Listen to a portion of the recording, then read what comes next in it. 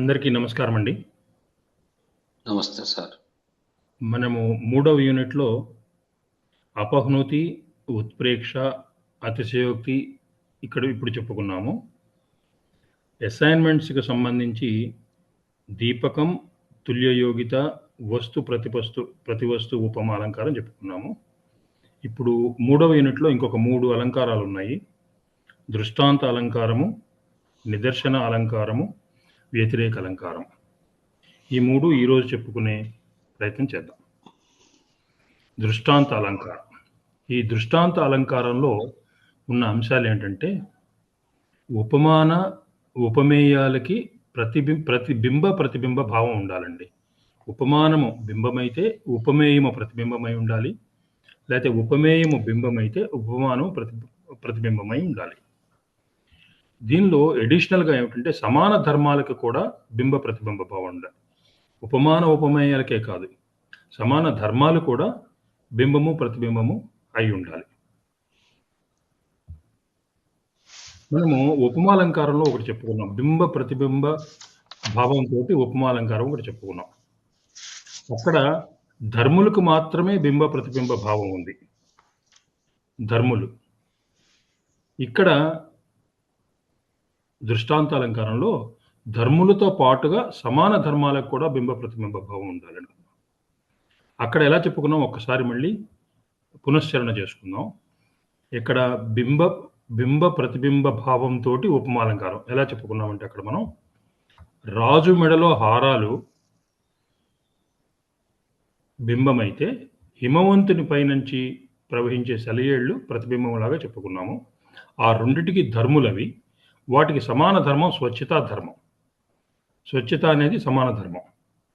కానీ మనం చెప్పుకున్నది ఏమిటి? రాజు మెడలో హారాలకి ఒక ధర్మే అయితే దానికి ప్రతిబింబం హిమవంతుడికి సెలయేళ్ళు ఉన్నాయని. అలాగా ఇక్కడ రాజు శరీరము ఒక బింబం అయితే దానికి ప్రతిబింబం హిమవంతుని యొక్క ఎర్రని చర్యలు. సాయంకాలం పూట ఎర్రగా ఉండేటువంటి నీరెండలో ఆ చర్యలు ఎర్రగా కనిపిస్తాయి కాబట్టి రాజు శరీరం ఒక ధర్మి అయితే హిమవంతుని యొక్క ఎర్రని చర్యలు ఇది ధర్మి. రాజు శరీరము బింబమైతే హిమవంతుని చర్యలు ఎర్రని చర్యలు ధర్ములని. ఇక్కడ ధర్ములకి బింబ ప్రతిబింబ భావం చెప్పుకున్నాం. ఇక్కడ ఉపమాలంకారంలో బింబ ప్రతిబింబ భావ ఉపమాలంకారంలో. దృష్టాంతంలో ఏం చెప్పుకుంటున్నాము? ఈ ధర్ములే కాదు, ఉపమేయము ఉపమానమే కాదు, ధర్మాలకు కూడా బింబ ప్రతిబింబ భావాలు ఉండాలంటున్నారు. ధర్మాలకు కూడా. సూత్రం డిరైవ్ చేద్దాం. తస్యాపి అన్నాడు. తస్యాపి అంటే ఇక్కడ కూడా, వీటికి కూడా, సమాన ధర్మాలకు కూడా అంటే ముందు నుంచి అనువర్తి అవుతున్నాయి. ధర్ములతో పాటుగా సమాన ధర్మాలకు కూడా అనే అర్థంతో తస్యాపి అన్నాడు. కాబట్టి అనువృత్తి రాసుకోవాలి మనం. ఉపమేయము ఉపమానానికి బింబ ప్రతిబింబ భావమే కాకుండా సమాన ధర్మాలకు కూడా తస్యాపి అనేది అనువృత్తి రాసుకుంటూ బింబ ప్రతిబింబతయ నిర్దేశే దృష్టాంత అన్నాడు. ఇక్కడ ఉపమాన ఉపమేయాలకి బింబ ప్రతిబింబ భావం ఉండాలి, సమాన ధర్మాలకి కూడా బింబ ప్రతిబింబ భావం ఉండాలి. ఈ దీనిలో దృష్టాంతంలో శ్లోకము పేజ్ నెంబర్ 176లో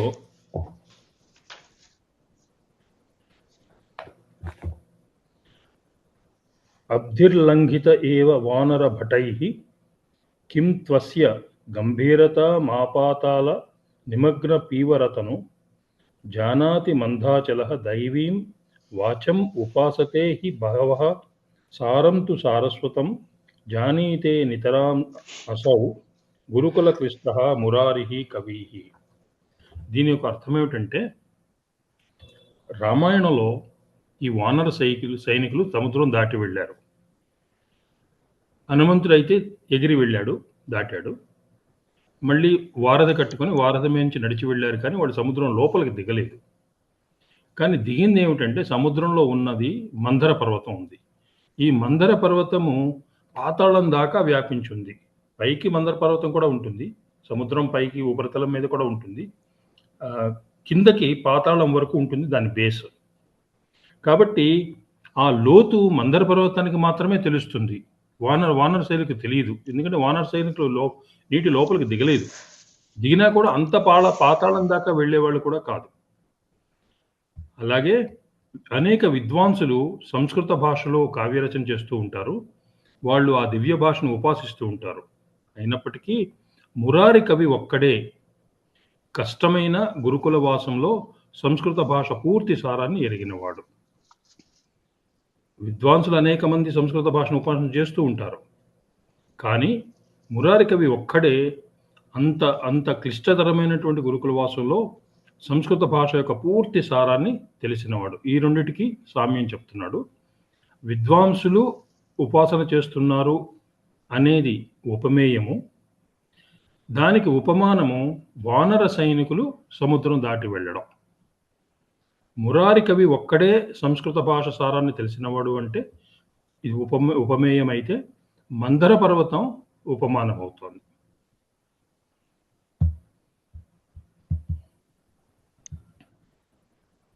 పూర్వార్ధంలో ఉపమాన వాక్యం ఉంది.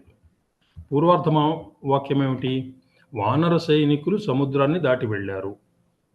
మందర పర్వతం పూర్తిగా లోపలికి పాతాళం దాకా వ్యాపించి ఉంది. ఇది ఉపమాన వాక్యం. ఉత్తరార్ధంలో ఉపమేయ వాక్యం ఏమిటి? విద్వాంసులు సంస్కృత భాషను ఉపాసిస్తున్నారు, కానీ వాళ్ళల్లో మురారి ఒక్కడే ఆ సంస్కృత భాష యొక్క పూర్తి సారాన్ని గ్రహించినవాడు అని ఉపమేయ వాక్యం. ఇక్కడ ఉపమేయం ఏంటి, ఉపమానం ఏంటి ఇప్పుడు చెప్పుకున్నాం మనం. ఉపమేయము విద్వాంసులైతే, ఉపమానము వానర భటులు. విద్వాంసులు సంస్కృత భాషని అధ్యసించారు, ఉపాసించారు. వానర భటులు సముద్రాన్ని దాటారు. మురారి కవి మాత్రం పూర్తి సారాన్ని, సంస్కృత భాషలో సారాన్ని, అంత లోతులని, సారస్వత లోతులని గ్రహించిన వాడు మురారి కవి. మందర పర్వతము సముద్రం యొక్క లోతులను గ్రహించగలిగినది మందర పర్వతం. మురారి కవి ఉపమేయము, ఉపమానము మందర పర్వతము. వాళ్ళిద్దరికీ సమాన ధర్మం ఏమిటి? భాషా ఉపాసన క్రియ, ఇది సమాన ధర్మం. సముద్ర లంఘన క్రియ రెండు ఈ క్రియలు. ఈ క్రియలో మనం అనుకున్నాం కదా, ఈ సమాన ధర్మంలో మనకి గుణం కానీ క్రియ కానీ ఇవి 4 ఉంటాయని చెప్పుకున్నాము. జాతి, గుణ, క్రియ, తర్వాత ద్రవ్యం అనుకున్నాం. ఇక్కడ ఈ గుణము ఎలా చెప్పుకున్నాడంటే, ఈ సమాన ధర్మత్వంతో గురుకులంలో వాసం చేయడము, దాదాపు 10 ఏళ్ళు 15 ఏళ్ళు గురుకులంలో ఉండి నేర్చుకోవడం అనేది చాలా కష్టమైనది. సారస్వత సార జ్ఞానం, ఇది గుణం. ఇది బాగా డెప్త్ ఉన్నది. అలాగే మందర పర్వతం పాతాళం వరకు మునిగిన గుణం, అంటే అంత లోతుగా చూసింది మందర పర్వతం. ఈయన అంత లోతుగా చూశాడు జ్ఞానాన్ని. కాబట్టి ఈ గుణము సమాన ధర్మంగా చెప్పబడింది ఇక్కడ. ఇక్కడ ఉపమానానికి ఉపమేయానికి ప్రతిబింబ భావం ఉంది. వేటికి ఉంది? విద్వాంసులకి వానర భటులకి బింబ ప్రతిబింబ భావం ఉంది. మురారి కవికి మందర పర్వతానికి బింబ ప్రతిబింబ భావం ఉంది. అంటే ధర్ములకి ప్రతిబింబ భావం ఉంది, సమాన ధర్మాలకు కూడా ప్రతిబింబ భావం ఉంది. ఈ సమాన ధర్మంలో ఈ గుణము, ఆ డెప్త్ను చూడటము, సారస్వతంలో డెప్త్ను చూడటం అనేది, సముద్రంలో డెప్త్ను చూడటం అనేది గుణం. సమాన ధర్మం కూడా బింబ ప్రతిబింబ భావం ఉంది. ఉపమాన సమాన ధర్మానికి, ఉపమేయ సమాన ధర్మానికి బింబ ప్రతిబింబ భావం ఉంది. ఇక్కడ సమాన ధర్మంతో బింబ ప్రతిబింబ భావం చెప్పబడింది. అలాగే వైధర్మ్యంతో కూడా చెప్పకూడదు. ఇక్కడేమో సమాన ధర్మం, వైధర్మ్యంతో కూడా వేరే ఎగ్జాంపుల్ ఇస్తారు. కాబట్టి దృష్టాలంకారంలో మనం 2 ఉదాహరణలు చెప్పుకోవచ్చు. సాధర్మ్యంతో బింబ ప్రతిబింబ భావం ఒకటి చెప్పుకోవచ్చు, వైధర్మ్యంతో బింబ ప్రతిబింబ భావం చెప్పుకోవచ్చు. ఇప్పుడు వైధర్మ్యంతో చూద్దాం. వైధర్మ్యం అంటే వేరే ధర్మం సమానంగా ఉండదు. దీని ఉదాహరణ 178వ పేజీలో, కృతాంచ గర్వాభిముఖం మనస్త్వయా కిం అన్యదేవం నిహతాశ్చ నో ద్విషః తమాంసి తిష్టంతి తావత్ అంశుమాన్ న యావదాయా ఉదయాద్రి మౌలితాం. ఈ శ్లోకం యొక్క అర్థం ఏంటంటే, ఓ రాజా, నీవు నీ మనసుని ఎప్పుడైతే గర్వాభిముఖం చేశావో, నీ మనసు గర్వం వైపు అభిముఖం చేశావో, అదే క్షణం, ఉత్తర క్షణం కాదు, అదే క్షణంలో నీ శత్రువులందరూ మరణించారు. అంటే ఏకకాలంలో. సూర్యుడు ఉదయించినంత వరకే చీకట్లో నిలిచి ఉండేది అని 2వ వాక్యం. సూర్యుడు వచ్చే వరకే చీకట్లు ఉండే, సూర్యుడు వచ్చేసరికి చీకట్లు పోతాయి. ఇక్కడ ఉపమేయము రాజు, ఉపమానం సూర్యుడు. శత్రువులు ఉపమేయము, చీకట్లు ఉపమానము. ఈ వైధర్మ్యం ఏమిటి? రాజు ఎప్పుడైతే గర్వాభిముఖం అవ్వగానే వెంటనే నిహతమవడం, అంటే లేకుండా పోవడం, మరణించటము అనేది జరుగుతోంది. రాజు గర్వాభిముఖుడు అవ్వగానే శత్రువులు అదే క్షణంలో మరణిస్తున్నారు, అంటే వాళ్ళు ఉండకుండా పోతున్నారు. ఇక్కడ ఏమంటున్నాడు ఉపమానంతో? సూర్యుడు వచ్చేంత వరకు చీకట్లు ఉంటాయంటున్నాడు, నిలిచి ఉంటాయి. సూర్యుడు వచ్చేంత వరకు, సూర్యుడు రాగానే చీకట్లు పోతాయని చెప్పట్లేదు. సూర్యుడు వచ్చేంత వరకు చీకట్లు నిలిచి ఉంటాయి అని చెప్తున్నాడు. ఇది వైధర్మ్యమైంది. ఇక్కడేమో నిలిచి ఉండకపోవడము, ఇక్కడేమో నిలిచి ఉండడము. ఇది వైధర్మ్యంతో చెప్తున్నాడు. ఇది మొదటిదేమో అన్వయ వాక్యము, రెండవదేమో వ్యతిరేక వాక్యము. మనం అంతకుముందు చదువుకున్న అన్వయము వ్యతిరేకమని. రాజు గర్వాభిముఖుడు అవ్వగానే శత్రువులు మరణించేసరికి శత్రువులు లేకుండా పోయారు. సూర్యుడు వచ్చే వరకు చీకట్లు నిలిచి ఉంటాయి. ఇక్కడేమో నిలిచి ఉండడము, అక్కడేమో నిలిచి ఉండకపోవడము. ఇది అన్వయ వాక్యము, ఇది వ్యతిరేక వాక్యము. ఈ బింబ ప్రతిబింబ భావాలు ఉపమేయానికి, ఉపమానానికి, వైధర్మ్యానికి ఇవి బింబ ప్రతిబింబంలాగా చెప్పాడు. కాబట్టి ఇది వైధర్మ్యంతో కూడిన బింబ ప్రతిబింబ దృష్టాలంకారము. కాబట్టి మన సూత్రంలో ఉపమాన ఉపమేయాలకి బింబ ప్రతిబింబ భావం ఉండాలి. సూత్రం చూద్దాం ఒకసారి. ఇప్పుడు మనం చెప్పుకున్న ఉదాహరణలు ఉపమాన ఉపమేయాలకి బింబ ప్రతిబింబ భావం ఉండాలి. ఇప్పుడు చూసుకున్నాం మనం. విద్వాంసులకి, వానర భటులకి, లేకపోతే మురారి కవికి, మందర పర్వతానికి, ఇవి ఉపమానము ఉపమేయాలు. వీటికి బింబ ప్రతిబింబ భావం. సమాన ధర్మాలకు కూడా బింబ ప్రతిబింబ భావం వచ్చింది. కాబట్టి సూత్రంలో ఉన్నటువంటి లక్షణాలకి ఈ ఉదాహరణ అన్వయం సరిగా సరిపోతుంది. కాబట్టి ఇది దృష్టాంత అలంకారం అయింది.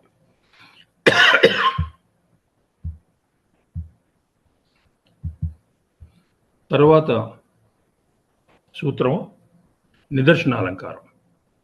ఈ నిదర్శనాలంకారంతో మనం అభేద ప్రాధాన్యం కలిగిన అలంకారంలో ఇది చివరిగా చెప్పుకుంటాం. ఇంతవరకు చెప్పుకున్న అలంకారాల్లో మనకు మొదట్లో భేద అభేద తుల్యత్వంతో 4 చెప్పుకున్నాము.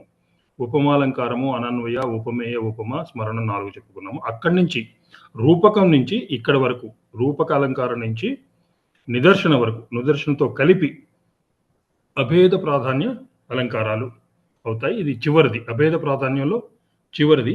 ఆ తర్వాత మనం భేద ప్రాధాన్యం మొదలెట్టుకుంటాం. ఇందులో ఉన్న అంశాలు ఏంటి? నిదర్శనలో ఉండే అంశాలు ఏంటి? బింబ ప్రతిబింబ భావం ప్రతిపాదించబడాలి, దీనిలాగానే, దృష్టాంతాలలాగానే. కానీ సంభవించేది కానీ సంభవించనిది కానీ, అంటే జరిగేది కానీ జరగనిది కానీ వస్తు సంబంధం ఉండాలి. వస్తు సంబంధం అంటే వాక్యార్థ సంబంధంతో ఉండాలి. అది రెండోది గమ్యమానం అవ్వాలి. వాక్యార్థ సంబంధంతో ఉన్నా కూడా గమ్యమానంగా అవ్వాలి. అలా అయితేనే నిదర్శనం అవుతుంది. అంశాలు చూద్దాం మళ్ళొకసారి. బింబ ప్రతిబింబ భావం ఉండాలి. ఇది సంభవించేది కానీ సంభవించనిది కానీ, అంటే జరిగేది కానీ జరగనిది కానీ కావచ్చు. వాక్యార్థ సంబంధంతో గమ్యమానం అవ్వాలి. ఇది చాలా ఇంపార్టెంట్ పాయింట్. ఇది గమ్యమానం అనే పదం వస్తుంది. అంటే వాక్యార్థంతో తెలియకుండా గమ్యమానంతో తెలుస్తుంది, మన లక్ష్యార్థంతో తెలుస్తుంది. ఈ నిదర్శనం అలంకారం 2 రకాలు. సంభవ వస్తు సంబంధం, అసంభవ వస్తు సంబంధం అని 2 రకాలు. మళ్ళీ అసంభవలో 2 రకాలు ఉన్నాయి. పదార్థగత, వాక్యార్థగత. ఇక్కడ అలంకారంలో పదార్థ వృత్తి అన్నాడు. నా ఉద్దేశంలో 2 ఒకటే. పదార్థగత అన్న, పదార్థ వృత్తి అన్న ఒకటే. ఇక్కడ ఈ సూత్రంలో మీరు కావాలంటే పదార్థ వృత్తి అని రాసుకోండి, వాక్యార్థ వృత్తి.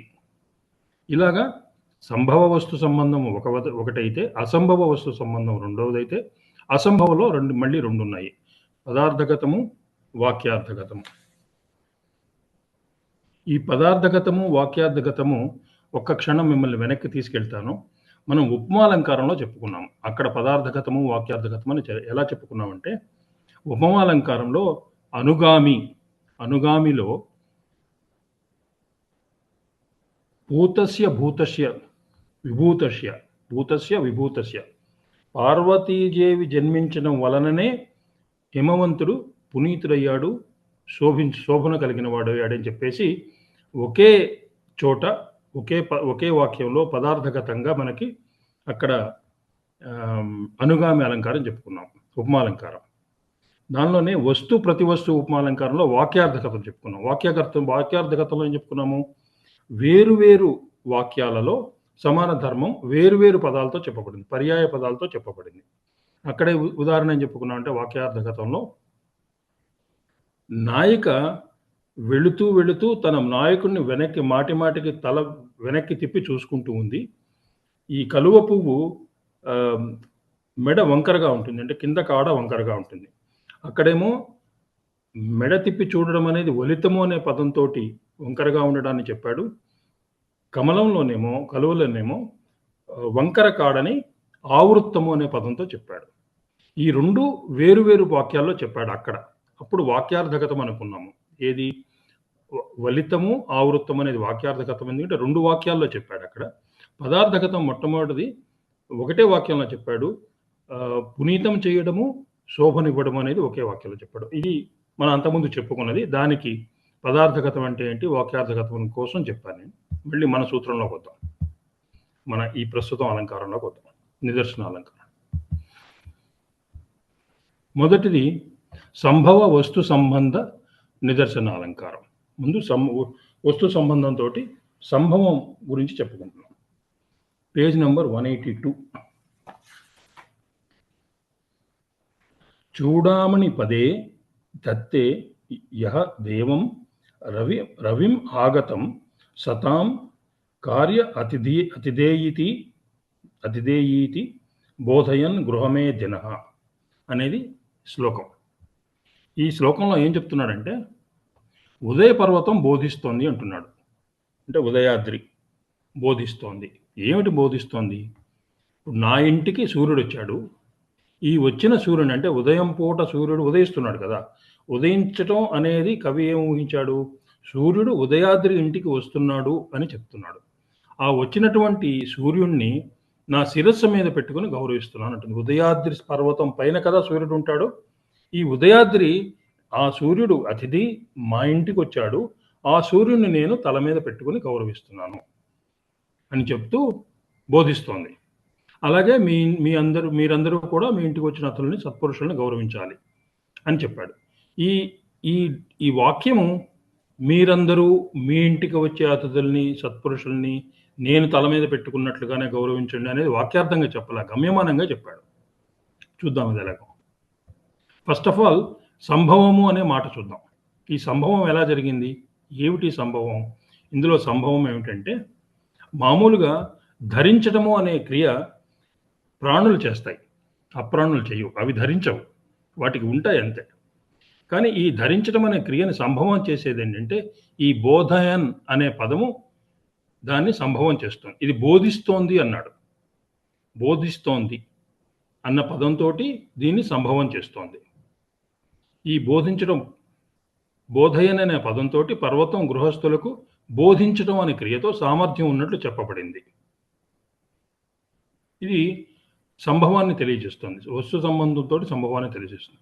మనకి ఇంకా కొంచెం డౌట్ ఉండొచ్చు, ఎందుకని బోధయన్ అనే పదము సంభవాన్ని సామర్థ్యం ఉన్నట్లు చెప్తోంది అనే దానికి ఒక ఎనాలజీ ఇచ్చాడు ప్యారలల్గా. ఏమిచ్చాడంటే ఒక ప్రసిద్ధ వాక్యం ఉంది, కారీషః అగ్ని అధ్యాపయతి అనేది ఒక ప్రసిద్ధ వాక్యం ఉంది. అంటే ఇక్కడ అగ్నికి బోధించే క్రియా సామర్థ్యం ఉన్నట్లు చెప్పబడింది. అగ్నికి బోధించే క్రియా సామర్థ్యం ఉంది అన్నాడు. దీన్ని సంభవం చేస్తున్నాడు. అగ్నికి ఎలాగైతే బోధించే క్రియా సామర్థ్యం ఉందో ఇక్కడ ఈ ఉదయాద్రికి కూడా బోధించటం అనే క్రియతోటి సామర్థ్యం ఉన్నట్టు చెప్పడంతో ఇది సంభవమే అనేది మనకు తెలుస్తోంది. అదేవిధంగా పర్వతానికి బోధించే క్రియా సామర్థ్యం ఉంది అనే సంభవం చెప్పబడింది, ఇది సంభవమే. కనుక ఇది సంభవ వస్తు సంబంధ నిదర్శనాలంకారం. ఇది గమ్యమానం కూడా అవ్వాలి. నేను ఇక్కడ గమ్యమానం నేను తర్వాత నోట్స్లో రాసుకున్నాను, మీరు నోట్స్లో రాసుకోండి. ఇక్కడ గమ్యమానం కూడా ఉండాలి. మన సూత్రంలో మళ్ళీ ఒకసారి చూసుకుందాం. చూడండి, సూత్రంలో బింబ ప్రతిబింబ భావం ఉండాలి, సంభవించేది కానీ సంభవించినది కానీ ఉండాలి, వాక్యార్థ సంబంధంతో గమ్యమానం అవ్వాలన్నాడు. ఇక్కడ ఇది గమ్యమానమైంది. ఎలా గమ్యమానమైంది? ఈ ఉదయాద్రి వాక్యార్థంగా చెప్పలేదు. డైరెక్ట్గా మీ ఇంటికి అతిథులు వస్తారు, ఆ వచ్చిన అతిథుల్ని మీరు నెత్తి మీద పెట్టుకుని గౌరవించండి అని చెప్పి డైరెక్ట్గా చెప్పలేదు. బోధయన్ అనే వాక్యంతో సంభవం చేసి గమ్యమానంగా చెప్పింది. మీరు కూడా అలాగే చేయండి అనేది గమ్యమానమైంది. అలాగా మనకి సూత్రంలో ఉన్నటువంటి లక్షణాలు అన్వయం కలిసాయి. తర్వాత అసంభవం చూద్దాం. అసంభవ వస్తు సంబంధ నిదర్శనం. ఇందులో పదార్థ వృత్తి అన్నాడు, పదార్థ గతాన పదార్థ వృత్తి అన్న ఒకటి. పదార్థ వృత్తి అంటే ఇందాక మనం చెప్పుకున్నాం చూడండి, ఒక క్రియ ఒక వాక్యంలోనే అన్వయం చేయబడుతుంది. మనం ఇందాక చెప్పుకున్నట్టు పార్వతీదేవి జన్మించి హిమవంతుడిని పునీతం చేసింది, శోభనిచ్చింది అనేది అక్కడ ఒక వాక్యంలోనే చెప్పాడు. వాక్యార్థకృతంలో అయితే 2 వాక్యాల్లో చెప్తారు. మన తర్వాత ఉదాహరణలో 2 వాక్యాల్లో చెప్పబడుతుంది క్రియ, పర్యాయ పదాలతోటి. ఈ పదార్థకత్వంతో చూద్దాం. శ్లోకము 183 పేజీ. అవ్యాత్సవో యస్య నిసర్గవక్రః స్పృశ్యతి అధిజ్యస్మ స్మరచాపలీలాం జటాపినద్ధో ధోరగ రాజరత్న మరీచి లీఢో భయకోటిరిందు. ఈ సూత్రం యొక్క అర్థం ఏంటంటే, శివుని మీద చంద్రుడు ఎప్పుడూ కూడా వంకరగా, చంద్రవంకలాగా ఉంటుంది. చంద్రవంకే ఉంటుంది, పూర్తి చంద్రుడు ఉండడు శివుడి మీద, ఎప్పుడు కూడా వంకరగా ఉంటుంది. అది ధనుస్సాకారంలో ఉంటుంది. ఈ శివుని మెడలో జడలో ఉంది ఒక సర్పం, జడకి చుట్టబడి ఉంది. ఆ సర్పం పైన ఉంటున్న మణి యొక్క కాంతులు ఏం చేస్తున్నాయంటే, ఆ చంద్రవంకకి 2 కొనలు ఉంటాయి కదా, ఆ 2 కొనల్ని కలుపుతోంది. ఎలా కలుపుతోంది అంటే, వింటితాడులాగా. మన ధనుస్సుకి వింటితాడు కడతాం మనం, ఆ వింటితాడు కట్టినట్లుగా ఈ మణి యొక్క కాంతులు చంద్రవంక యొక్క 2 కొనలని కలుపుతూ తాడులాగా భాషించింది. దానితో చంద్రునికి ధనస్సు ఆకారం కలిగింది. ఆ వింటితాడు పెట్టిన తర్వాత ధనుస్సు అయిపోయింది. ఆ విధంగా ధనుస్సు వింటిత్రాటుతో ఉన్నటువంటి చంద్రుడు మన్మథుని ధనస్సు యొక్క సౌందర్యాన్ని పొందాడు అని చెప్తున్నాడు. ఎలాగైతే చంద్రవంక ధనుస్సు ఆకారం పొందిన తర్వాత ఈ కాంతులతోటి, అది మన్మథుని ధనస్సు యొక్క సౌందర్యాన్ని పొందాడు అని చెప్తున్నాడు. చంద్రుడు ఇక్కడ ఉపమేయము, ఉపమానం వచ్చేసి మన్మథుని యొక్క ధనస్సు. క్రియ ఏమిటి? లీలాం స్పృశతి. లీలాం స్పృశతి అంటే ఏమిటి? లీలగా, చాలా హేళగా, అవలీలగా ఆ రెండింటికి ఒకే క్రియావాక్యంలో అన్వయం చేశాడు. లీలగా ఆ 2 కొనల్ని కలిపి ధనస్సులాగా చేసింది దాన్ని. అది మన్మథ ధనస్సులాగా ఉపమానం చెప్పాడు కవి. ఇక్కడ అసంభవం ఏమిటంటే, మన్మథ చాపం ఉన్నా కూడా దానికి కొంత సౌందర్యం ఉంటుంది. మన్మథ చాపానికి సౌందర్యం ఉంటుంది, కానీ చంద్రునికి ఉన్నంత అంత సౌందర్యం మన్మథ చాపానికి ఉండదు. ఇది అసంభవం. అక్కడ చంద్రునికి ఉన్నటువంటి సౌందర్యము అనన్య సామాన్యం, అతిలోక సామాన్యం. అది అంతటి సౌందర్యం మన్మథ చాపానికి ఉండదు, అది అసంభవం. కానీ ఇక్కడ ఈ కవి అలా ఊహించాడు కనుక ఇది పదార్థ వృత్తి అసంభవ వస్తు సంబంధ నిదర్శనం. ఇక్కడ కూడా గమ్యమానమే అవుతోంది. ఎలాగ గమ్యమానం అవుతోంది? మన్మథుని ధనస్సు యొక్క సౌందర్యాన్ని చంద్రుడు పొందాడు అని చెప్పేసి గమ్యమానం అవుతోంది. ఇది డైరెక్ట్గా చెప్పలేదు, వాక్యార్థంలో చెప్పలేదు. మన్మథుని ధనస్సు యొక్క సౌందర్యాన్ని చంద్రుడు పొందాడని వాక్యార్థం చెప్పలేదు. ఎప్పుడైతే ఆ మణి యొక్క కాంతులు వింటినారిలాగా చంద్రుని యొక్క 2 కొసలను కలిపి దాన్ని ధనుస్సాకారం చేశాడో, అప్పుడు కవి ఊహ ఏమిటంటే, కవి ఏమనుకున్నాడంటే, ఇది మన్మథుని ధనస్సులాగా ఉంది, మన్మథుని ధనస్సు యొక్క సౌందర్యాన్ని చంద్రుడు పొందాడు అని చెప్పేసి గమ్యమానం చేశాడు అక్కడ. కాబట్టి ఇది పదార్థ వృత్తి అసంభవ వస్తు సంబంధం. మళ్ళీ పదార్థ వృత్తి అంటే మళ్ళీ ఒకసారి చెప్పుకుందాం. పదార్థ వృత్తి అంటే ఒక క్రియ ఒకే వాక్యంలో ఒకే చోట చెప్తాడు, రెండింటికి కలిపి, అది పదార్థ వృత్తి అవుతుంది.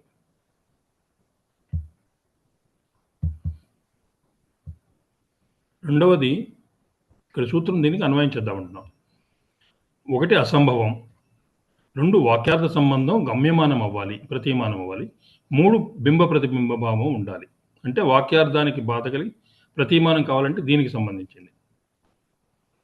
ఇక్కడ వాక్యార్థానికి ఎలా బాధ కలిగిందంటే మన్మథ చాప సౌందర్యం చంద్రుడికి కలగడం జరగదు కనుక వాక్యార్థ బాధ కలిగింది. గమ్యమానం ఎలా అయిందో చూద్దాం. గమ్యమానము ఈ సర్పరాజు యొక్క ఫణికాంతులు 2 కొనలకి తాకి చంద్రుణ్ణి నారి బిగించినటువంటి మన్మథ చాపంలాగా చేసింది. ఆ సౌందర్యాన్ని కలిగి ఉంది అని చెప్పేసి గమ్యమానం చేశారు. పోలిక ఏమిటి? రెండింటి మధ్య పోలిక ఏమిటి? నారి బిగించబడిన మన్మథ చాపము, నారిలాగా బిగించబడినటువంటి చంద్రవంక, 2 కిరణాలతోటి 2 కొనలు కలిపినటువంటి చంద్రవంక. ఇది పోలిక రెండిటికి.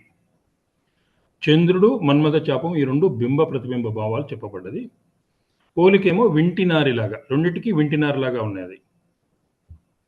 మన్మథ చాపానికి వింటినారి ఉంది, చంద్రవంకకి వింటినారి అయ్యింది ఈ కిరణాలతోటి. కాబట్టి మనకు సూత్రంలోని అన్ని విషయాలు వచ్చేసి అసంభవం వచ్చేసింది, వాక్యార్థ సంబంధం, దానికి వాక్యార్థ బాధ కలిగి గమ్యమానమైంది, బింబ ప్రతిబింబ భావం ఉంది, పదార్థగతమైంది. పదార్థగతం అంటే ఒకే క్రియతో ఒక వాక్యంలోనే చెప్పేశాడు. కాబట్టి ఇది పదార్థ వృత్తి అసంభవ వస్తు సంబంధ నిదర్శనాలంకారం.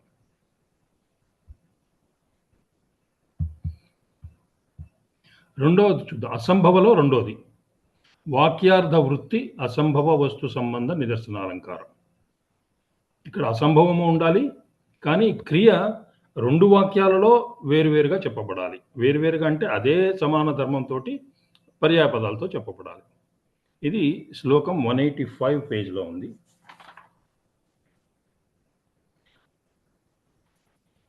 త్వత్పాద నక రత్నానాం యదలక్తక మార్జనం ఇదం శ్రీఖండలేపేన పాండురీకరణం వితోహో. ఇది సూత్రం. దీని అర్థం ఏమిటంటే, ఓ సుందరి, నీ కాలిగోళ్ళు సహజంగానే ఎర్రగా ఉన్నాయి, వాటికి మళ్ళీ లత్తుక పూసి ఎర్రదనం చేయడం వృధా. ఆల్రెడీ సహజంగా ఎర్రగా ఉన్నాయి, ఇంకా దానికి ఏం చేస్తారు మళ్ళీ లత్తుక పూసి? అది వృధా కదా. అది ఎలాగంటే, చంద్రుడు సహజంగానే తెల్లగా ఉంటాడు, అలా ఇంకా తెల్లదనం తేవడానికి తెల్లగంధం పూసినట్టు ఉంటుంది. ఇది కూడా వృధాయే కదా. తెల్లగంధం పూసినంత మాత్రాన చంద్రుని యొక్క తెల్లదనం ఇంకేం పెరగదు. సుందరి యొక్క కాలి వేళ్లగోళ్ళు ఎర్రగా ఉన్నాయి, ఎర్రటి లత్తుక పూసినంత మాత్రాన ఆ గోళ్ళకి ఇంకా ఎర్రదనం ఎక్కువ కాదు. అక్కడ అది వృధా, ఇక్కడ ఇది వృధా అని చెప్తున్నాడు. ఉపమేయ వాక్యం ఏంటి? నీ కాలి గోళ్ళ యొక్క కాళ్ళ దానికి లత్తుక అనేది, కాళి గోళ్ళకు లత్తుక పోయడం అనేది ఇది ఉపమేయ వాక్యం. చంద్రునికి తెల్లగంధం ఇది ఉపమాన వాక్యం. క్రియ ఏమిటి? ఇక్కడేమో లత్తుక పోయడము, అక్కడేమో తెల్లపరచడం. పాండురీకరణం, పాండు అంటే తెల్లబడడం, పాండురాజు అంటారు, అందుకే పాండురాజు తెల్లగా ఉంటాడు. ఇది తెల్లపరచడం, పాండురీకరణం. ఇక్కడ క్రియ లత్తుక పోయడం, ఇది తెల్లపరచడం. అసంభవం ఏమిటి? లత్తుక పూయడమే తెల్లపరచటం, ఇలా చెప్పడం అసంభవం. అంటే లత్తుక పూస్తే ఎర్రదనం ఇంకా అవ్వదు, కాబట్టి అసంభవం. అది ఆల్రెడీ ఎర్రగా ఉంది, లత్తుక పూసినంత మాత్రాన ఇంకా ఎర్రగా కాదు, అసంభవం. అలాగే చంద్రుడు ఆల్రెడీ తెల్లగా ఉన్నాడు, ఇంకా తెల్లగా చేయడం అసంభవం అనేది అసంభవం అనే అన్వయం ఇక్కడ చెప్పుకోవచ్చు. అనేక క్రియలు వేరువేరుగా చెప్పుకున్నాడు. క్రియలు ఏం చెప్పుకున్నాడు? లత్తుక పూయడం ఒక క్రియ చెప్పాడు, తెల్లపరచడం, చందనం పూయడం ఇంకొకటి చెప్పాడు. ఇక్కడ లత్తుకు పోయడం, అక్కడ చందనం పోయడం, ఇక్కడేమో ఎర్రగా చేయడం, అక్కడేమో తెల్లగా చేయడం. ఇది వాక్యార్థ బాధ కలిగింది, గమ్యమానమైంది. గమ్యమానం ఎలా అయింది? సహజంగానే ఎర్రగా ఉన్న గోడకు లత్తుకు పోయడం అనేది సహజంగానే తెల్లగా ఉన్న చంద్రునికి తెల్లదనం కోసం తేవడం అని చెప్పేసి గమ్యమానం చేశాడు. ఇది డైరెక్ట్గా చెప్పలా, అది వృధా అని చెప్పలా, అలా చేయడం ఇలాంటిదే అని చెప్పాడు. అంటే మనకు లక్ష్యార్థమైంది, వాక్యార్థం కాకుండా లక్ష్యార్థమైంది. ఏమిటి లక్ష్యార్థమైంది? లత్తుక కాలివేళ్ల గోళ్ళకి ఆల్రెడీ ఎర్రగా ఉన్నదానికి మళ్ళీ పూసినంత మాత్రాన ఇంకా ఎర్రదనం పెరగదు. చంద్రుడు తెల్లగా ఉన్నాడు, అతనికి తెల్లటి మంచి గంధం పూసినంత మాత్రం ఇంకా తెల్లగా అవడం అనేది గమ్యమానంతో చెప్పాడు. కాబట్టి మనకి సూత్రంలో ఉన్నటువంటి అన్నీ వచ్చాయి. బింబ ప్రతిబింబ భావం వచ్చింది, తర్వాత వాక్యార్థ బాధ కలిగి గమ్యమానమైంది, తర్వాత అసంభవమైంది, తర్వాత వాక్యార్థగతమైంది. వాక్యార్థగతం అంటే 2 క్రియలతోటి, ఒక వాక్యంలో ఒక క్రియ ఉంటుంది, ఇంకొక వాక్యంలో ఇంకొక క్రియ ఉంటుంది, అలాగా చెప్పబడి ఇది వాక్యార్థ వృత్తి, వాక్యార్థ వృత్తి, అసంభవ వస్తు సంబంధ నిదర్శనాలంకారం. కాబట్టి మనం నిదర్శనలో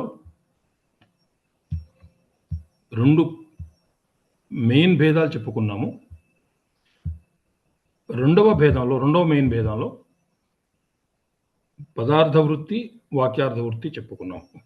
టోటల్గా 3, ఇవన్నీ కలిపితే 3 అవుతాయి. ప్రధానంగా 2 సంభవ, అసంభవ. అసంభవలో 2 పదార్థ వృత్తి, వ్యాఖ్యార్థ వృత్తి.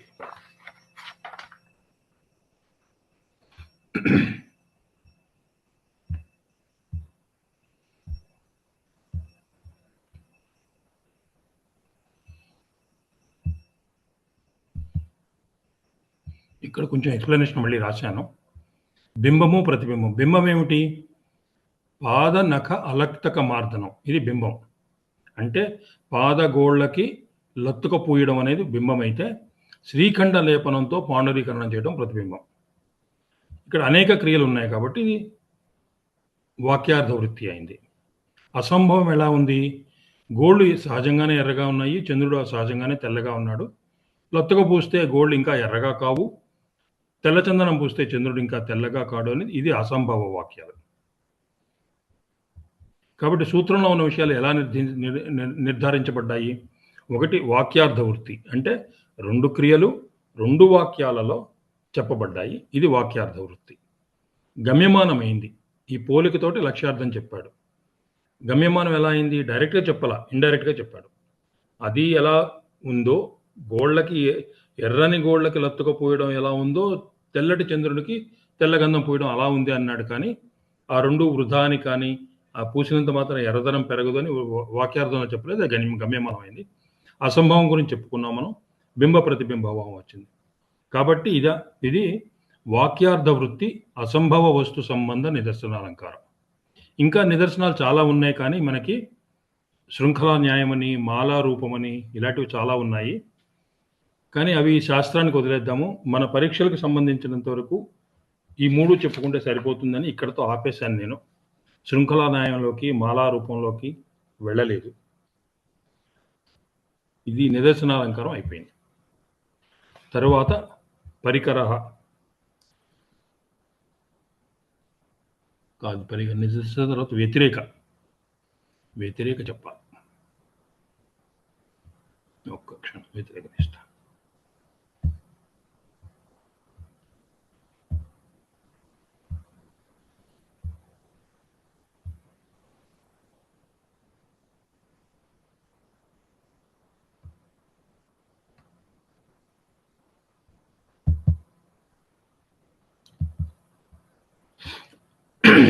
వ్యతిరేక కాలంగా ఒక్క క్షణం అండి. ఇక్కడి వరకు మనం నిదర్శన వరకు అభేద ప్రాధాన్యం ఉన్నటువంటి అలంకారాలు చెప్పుకున్నాము. ఇక్కడి నుంచి మనం భేద ప్రాధాన్యం ఉన్న అలంకారాలు చెప్పుకుంటాం. భేద ప్రాధాన్యం ఏంటి? ఉపమానానికి, ఉపమేయానికి భేద ప్రాధాన్యం ఉన్నవి, అవి చెప్పుకుంటాం. అంటే భేదం ఉంటుంది ఇక్కడ. ఇంతవరకు అభేదం గురించి చెప్పుకున్నాం. వ్యతిరేక అలంకరణలో ఉన్నటువంటి అంశాలు ఏమిటంటే, ఉపమానము, ఉపమేయము 2 ఉంటాయి. ఈ రెండిటి మధ్య భేదానికి ప్రాధాన్యం ఉండాలి. భేద ప్రాధాన్యం అంటే ఉపమానం కంటే ఉపమేయానికి ఆధిక్యం కానీ, న్యూనత్వం కానీ ఉండాలి. న్యూనత్వం అంటే తక్కువతనం, ఆధిక్యం కానీ అంటే ఉపమానం కంటే ఉపమేయానికి ఆధిత్యం కానీ, న్యూనత్వం కానీ ఉండాలి. న్యూనత్వం అంటే తక్కువతనం. ఈ సూత్రం చూద్దాము. ఈ అంశాల నుంచి వస్తుంది చూడండి. భేద ప్రాధాన్యే అంటే భేదానికి ప్రాధాన్యం ఉండాలి. ఉపమానాత్ ఉపమేయస్య ఆధిక్యే విపర్యయే వా వ్యతిరేక. ఆధిక్యం కానీ, ఆధిక్యానికి విపర్యం. ఇక్కడ విపర్యం అంటే ఏంటి? ఆధిక్యానికి వ్యతిరేకం ఏమిటి? న్యూనత్వం. అది సూత్రం. భేద ప్రాధాన్యే ఉపమానాత్ ఉపమేయస్య ఆధిక్యే విపర్యయే వా వ్యతిరేక. మనకి విపర్యయే అనే పదం గుర్తు రాకపోతే ఆధిక్యే న్యూనత్వే వా వ్యతిరేక అని చెప్పుకోవచ్చు. గుర్తు రాకపోతే ఆధిక్యానికి విపర్యం అని చెప్తున్నాడు ఇక్కడ. ఆధిక్యానికి విపర్యము న్యూనత్వం. విపర్య అర్థం ఏంటంటే ఆధిక్యానికి వ్యతిరేకం అనగా న్యూనత్వము. ఇది 2 విధాలు. వ్యతిరేకం ఒకటి అధిక గుణంతో, రెండు న్యూన గుణంతో ఉదాహరణలు చెప్పుకుందాం వ్యతిరేక అలంకారాలు. అంటే ఉపమానము కంటే ఉపమేయానికి అధిక గుణం ఉండాలి. ఇక్కడ న్యూన గుణత్వం అంటే ఉపమానము కంటే ఉపమేయానికి న్యూన గుణత్వం అంటే తక్కువ గుణం ఉండాలి. అప్పుడు వ్యతిరేకం అవుతుంది, వ్యతిరేక అలంకారం అవుతుంది. ఎందుకని వ్యతిరేకమైందంటే సాధారణంగా ఉపమానము ప్రసిద్ధమైనది ఉంటుంది. ముఖము చంద్రుని వలె ఉన్నది, అయితే ముఖచంద్రుడు. చంద్రుడు చాలా ప్రసిద్ధం. ఎప్పుడు కూడా చంద్రుడికే ప్రాధాన్యం ఉంటుంది, చంద్రుడికే గొప్పదనం ఉంటుంది ముఖం కంటే కూడా. కానీ ముఖాన్ని దాంతో పోలుస్తారు, ఇది సామాన్యం. వ్యతిరేకం ఏమిటి? చంద్రుడి కంటే ముఖం ఇంకా సౌందర్యం కలది అంటే అది వ్యతిరేకం అవుతుంది. చంద్రుడి కంటే ముఖం ఇంకా ఎక్కువ సౌందర్యం కలది అంటే అది వ్యతిరేకం అవుతుంది. అది అధిక గుణం కానీ న్యూన గుణం కానీ కావచ్చు. ఈ రెండు ఉదాహరణలు చెప్పుకున్నాం. అధిక గుణానికి ఆధిక్య వ్యతిరేక అలంకారం ఇది. సార్ మన శ్లోకం కూడా చేయొచ్చు కదా దీనికి? ఏదండి? మనది ఉంది కదా, చెప్పచ్చు. స్వేచ్ఛ కేసరిణ అది కూడా చెప్పచ్చు. స్వచ్ఛయా యాసితేంద్రవ త్రాయంతాం ఓ మధురిపు ప్రసన్నార్తిచ్చిదో నకాహ. అవునండి, చెప్పొచ్చండి. అది కూడా చెప్పచ్చు. అంటే ఇది మనకు తెలిసింది కాబట్టి ఇది చేసుకుంటే మనకు ఈజీ అవుతుంది. అవును, చేసుకోవచ్చండి. అది కూడా చెప్పుకోవచ్చు తప్పకుండా. కానీ చెప్పుకుని మీరు అన్వయం చెప్పగలగాలి. చెప్పచ్చు సార్, అది ఇంపార్టెంట్. ఈ శ్లోకం వచ్చేసి పేజ్ నంబర్ 194.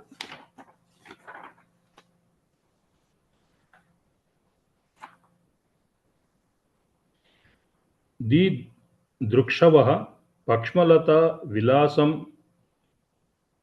అక్ష్ణాం సహస్రస్య మనోహరంతే వాపీషు నీలోత్పలిని వికాస రమ్యాసు నందంతి న షట్పదౌఘ. ఇది శ్లోకం అండి. దీని యొక్క అర్థం ఏంటంటే, ఓ ఇంద్ర, తుమ్మెదలు ఇంద్రునికి 1000 కన్నులు ఉన్నాయండి. ఈ 1000 కన్నులకి కూడా ప్రతి కంటికి కూడా కనురెప్పలు చాలా ఒత్తుగా ఉన్నాయి.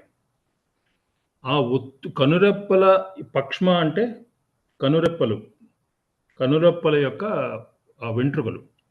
ఆ కనురెప్పల యొక్క వెంట్రుకలు, ఒత్తైనటువంటి కనురెప్పల సొంపుని ఈ తుమ్మెదలు మళ్ళీ మళ్ళీ చూడాలనుకుంటున్నాయి. దేనికంటే అవి మళ్ళీ మళ్ళీ చూడాలనుకుంటున్నాయి అంటే, దిగుడు బావుల్లో నల్ల కలువలు ఉంటాయి. ఈ నల్ల కలువల్లో పుప్పొడి ఉంటుంది. తుమ్మెదలు మామూలుగా ఆ కలువల్లో ఉన్న తేనెకి కోరుకుంటాయి. తుమ్మెదలు ఎప్పుడు కూడా కలువల దగ్గరికి వెళ్ళి ఆ పుప్పొడి తేనెని తాగుతూ ఉంటాయి. ఇది సాధారణం. కానీ ఇక్కడ కవి ఏం చేస్తున్నాడంటే, దిగుడు బావుల్లో ఉన్న నల్ల కలువల మీద ఉన్నటువంటి పుప్పొడిని తాగడం కంటే కూడా ఇంద్రుడి యొక్క దట్టమైన కనుబొమ్మలు, అది కూడా 1000 కన్నులు, 1-2 కాదు, ఆ 1000 కన్నులకు ఉన్నటువంటి దట్టమైన ఒత్తైన కనురెప్పల యొక్క సొంపుని మళ్ళీ మళ్ళీ చూడాలని కోరుకుంటున్నాయి అని చెప్తున్నాడు. ఇక్కడ ఉపమేయం ఏంటి? ఇంద్రుని సహస్ర పక్షులు, ఉపమానం నల్ల కలువలు. మన సూత్రం ఏమిటి? ఉపమానము కంటే ఉపమేయము అధికమైన గుణం కలిగి ఉండాలన్నాడు. ఇక్కడ భిన్నత్వం ఉంది. భేద ప్రాధాన్యం అనుకున్నాం కదా, మరి భేద ప్రాధాన్యం చెప్తున్నాడు కదా. భిన్నత్వం ఏమిటి? ఇక్కడేమో కనురెప్పల సొంపు చూడడం, అక్కడేమో మకరందం తాగడం. ఈ భిన్నత్వానికి ప్రాధాన్యం ఇచ్చాడు. ఇక్కడ కనురెప్పల సొంపు చూడడం అనేది వేరు, మకరందం జురడం అనేది వేరు. ఇక్కడ భిన్నత్వం ఉంది కాబట్టి భిన్నత్వానికి ప్రాధాన్యం ఉంది. తర్వాత ఉపమానం కంటే ఉపమేయానికి గుణం అధికంగా ఉంది. ఏమిటి గుణం అధికంగా ఉంది? ఈ తుమ్మెదలు ఆ నల్లు కలువల్లోని తేనె తాగడం కంటే కూడా ఇంద్రుని యొక్క దట్టమైన కనురెప్పల యొక్క సొంపును చూడడానికి ఇష్టపడుతున్నాయి. కాబట్టి దీనిలో గుణం, ఉపమేయంలో గుణం అధికంగా ఉంది. ఇది భేద ప్రాధాన్యం ఉంది. ఉపమేయం కంటే ఉపమానం అధిక గుణం కలిగి ఉంది కనుక ఇది ఆధిక్య వ్యతిరేక అలంకారం అవుతుంది.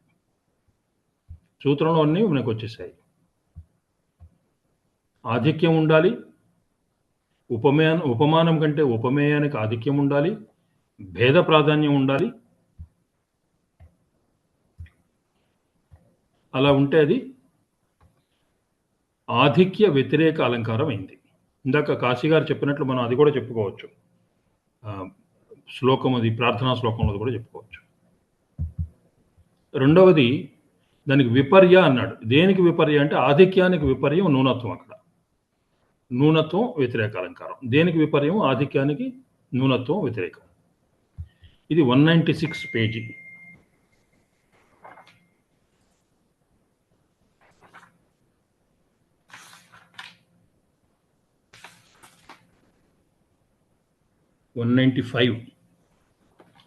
సారీ 196 కాదు.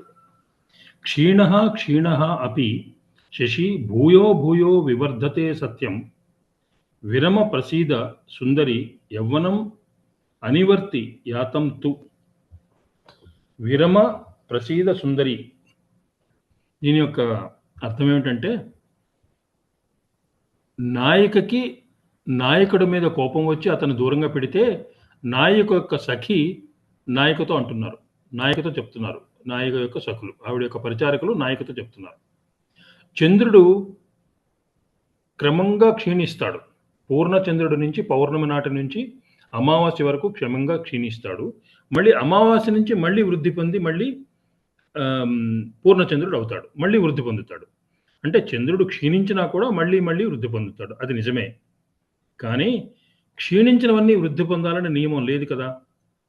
యవ్వనం క్షీణిస్తే మళ్ళీ అది తిరిగి రాదు. యవ్వనం క్షీణిస్తే మళ్ళీ ఇది తిరిగి రాదు. తిరిగి రాదు అంటే అనివర్తి అనే పదంతో నివర్తి అనివర్తి. నివర్తి అంటే తిరిగి రావడం, అనివర్తి అంటే తిరిగి రాకపోవడం. కాబట్టి ఓ సుందరి, నువ్వు కోపం వదిలి నాయకుడి పట్ల ప్రసన్నం కా. చాలా ఈజీ పదాలు ఇవి. విరమ, నువ్వు కోపం వదిలిపెట్టు, విరమ. ఓ సుందరి ప్రసీద, ప్రసన్నరాలు కా అని చెప్తున్నాడు. ఇక్కడ ఉపమేయం ఏమిటి? యవ్వనం. ఉపమానం చంద్రుడు. సాదృశ్యం ఏమిటి?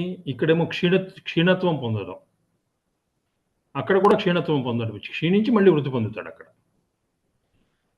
ఇక్కడ భేద ప్రాధాన్యం ఏంటంటే, యవ్వనము మళ్ళీ వృద్ధి పొందదు, ఇక్కడ చంద్రుడు వృద్ధి పొందుతాడు, మళ్ళీ వృద్ధి పొందదు, తిరిగి రాదు. తిరిగి రాదు రివర్స్ చేసినట్టున్నాను నేను. యవ్వనం తిరిగి రాదు, సారీ ఇది తిరిగి రాసుకోండి, ఇది ఇక్కడికి మార్చుకోండి. యవ్వనం తిరిగి రాదు, చంద్రుడు మళ్ళీ వృద్ధి పొందుతాడు. నేను తప్పు రాశాను, కరెక్ట్ చేసుకోండి. ఇక్కడ భేద ప్రాధాన్యం ఉంది, దీనికి భేద ప్రాధాన్యం ఉంది. ఉపమానం కంటే ఉపమేయానికి న్యూనత్వం ఉంది. ఎలా ఉందంటే, చంద్రుడు క్షీణించినా కూడా ఇది వృద్ధి పొందుతాడు, యవ్వనం క్షీణిస్తే మళ్ళీ తిరిగి పొందదు. అంటే యవ్వనము తక్కువగా ఉంది, చంద్రుడు ఎక్కువగా ఉన్నాడు. ఉపమానము అధికంగా ఉంది, ఉపమేయము న్యూనత్వంతో ఉంది. కాబట్టి ఇది విపర్య వ్యతిరేక అలంకారం, అంటే న్యూనత్వ వ్యతిరేక అలంకారం అవుతుంది.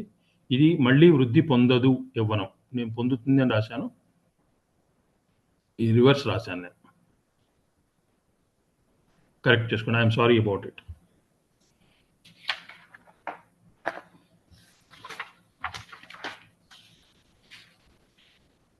ఇది నేను మళ్ళీ కరెక్ట్ చేస్తాను.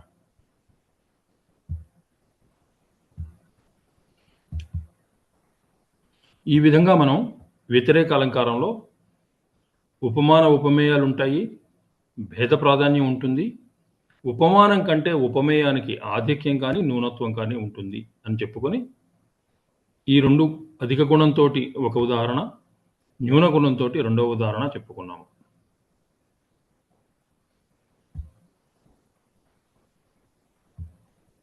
దీంతో ఈవేళ చెప్పుకోదలుచుకున్న 3 అలంకారాలు చెప్పుకున్నాము. ఎవరికన్నా డౌట్స్ ఉన్నాయా? ఇంకా